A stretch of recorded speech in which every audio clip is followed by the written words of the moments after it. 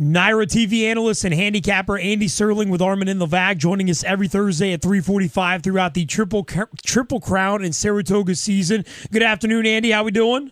Doing great. How you guys doing? Hey, man, it's great because we're a little less than 2 weeks out now from the Belmont Stakes. What's new with the Belmont Stakes as we inch closer towards American Pharoah trying to get that Triple Crown? Well, a couple of long shots have dropped out in the last day. I don't think that's going to affect things too dramatically. I think, we still are in a situation where the question is sort of twofold. The main question with him is whether or not he's going to be able to survive a pretty grueling schedule, which doesn't just include, these 3 races in 5 weeks, but 2 races before that. And he'll try to run his 5th race in, I think, about 12 total weeks. So he's fitting a lot of distance in a short period of time. But the question really, I think, of the race is anyone going to run with him early? And, how much of a factor are Todd Pletcher's horses going to be? Now, Pletcher's got 3 horses. Is there any chance, he uses one to burn out Pharoah early and holds one? Will he use them together to try to beat Pharoah? I think that's a very interesting question. And listen, they're all owned by different people, but they have different running styles. The longest shot of the 3 is Made from Lucky, and he's a deep closer. The feeling could be that a horse like Carpe Diem could go early with American Pharoah, and Materiality, who also has speed, could be sitting behind those horses. Materiality is the strongest of the 3 Pletcher horses. There's really little doubt of that. Doesn't mean he's going to win. It doesn't mean that he won't finish behind the other 2. But coming in, he'd run very well in his first 3 races. He came in the Derby in a similar way that Curlin did a number of years ago, inexperienced. And Curlin was well beaten in 3rd, but he came back, won the Preakness, and obviously went on to have a very big year. Materiality had won 3 races down at Gulfstream, and he's the one horse that had a significant, difficult trip in the Derby.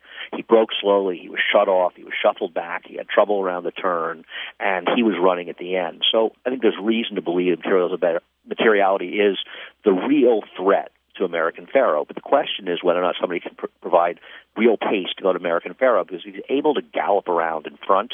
I don't think anyone's going to catch him. Wow. Andy Serling, TV analyst and handicapper for Naira. You see him on Fox Sports 1 as well, on Twitter at Andy Serling. And Andy, has your optimism been adjusted at all when we look at American Pharoah and his odds of winning the Triple Crown?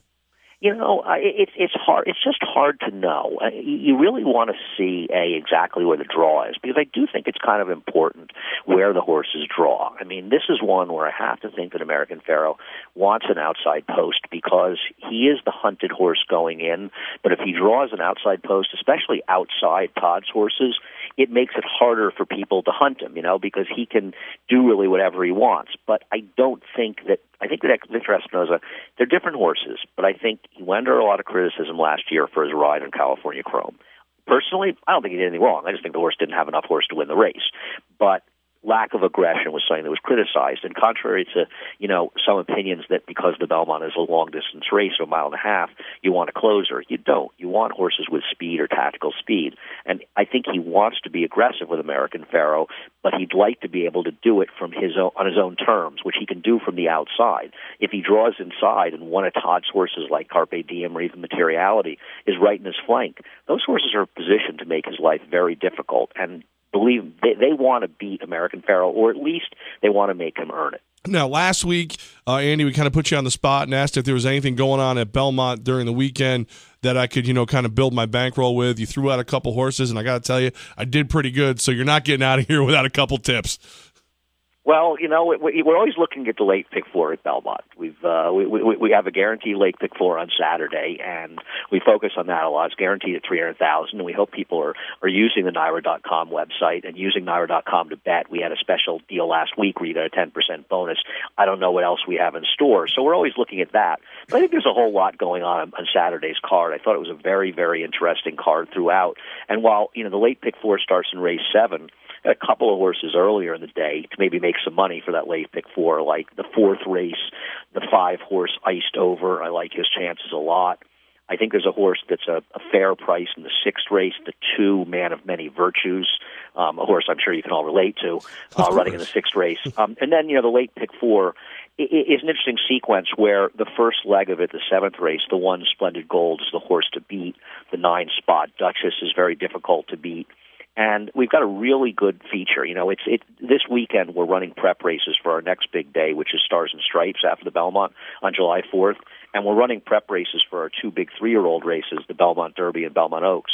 And the Pennine Ridge, the 9th race, you got a horse named Isvidoro who's coming from Churchill Downs, who'd run very, very well there, against a couple of Chad Brown horses, Startup Nation and Takeover Target, that are very, very solid horses. And I very much prefer Todd's two horses, Takeover Target and Startup Nation, in this race.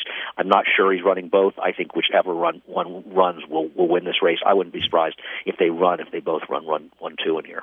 Good stuff. Hopefully, Levack can be in that money again this week. Andy Serling of Naira always knows his stuff, at Andy Serling on Twitter. Of course, you want to pay extra close attention as we lead up to next weekend's Belmont Stakes. And Andy, we'll check in with you again next Thursday. Get us ready for that possible Triple Crown, baby. Yeah, we don't want people to get those tickets. Go to BelmontStakes.com. Don't get shut out. This Belmont Stakes will sell out. Oh, beautiful thing, man. Andy, appreciate your time this week. We'll do it again next. Thanks a lot. Bye-bye.